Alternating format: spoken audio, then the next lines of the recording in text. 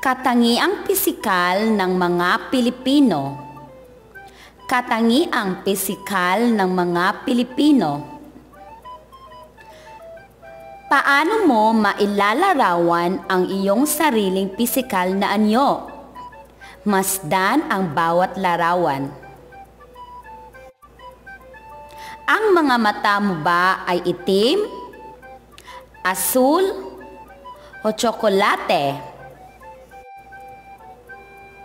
Ang ilong mo ba ay sarat o pango?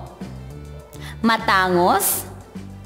O di gaanong matangos? Ang balat mo ba ay maitim, kayumanggi, o maputi? Ang labi mo ba ay makapal, manipis, o malaki? Ikaw ba ay pandak, katamtaman, o matangkad? Ang mga batang Pilipino ay nagkakaiba ng anyo dahil sa kanilang mga pinagmulang lahi. Masdan natin ang mga larawan na ipapakita. Sila ay mga Pilipino.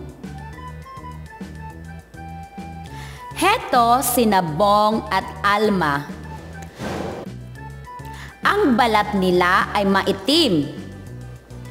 Maikli at kulot na kulot ang kanilang buhok.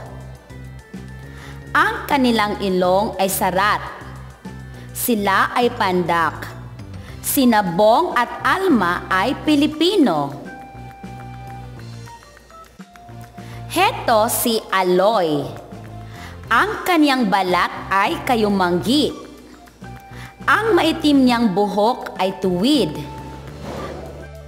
Ang mga mata niya ay bilog at maitim. Ang ilong niya ay di gaanong matangos. Pilipino si Aloy. Heto si Lita. Ang kaniyang ilong ay di gaanong pango. Ang kaniyang buhok ay maitim. Kulay itim ang kaniyang mga mata. Ang kaniyang taas ay katamtaman.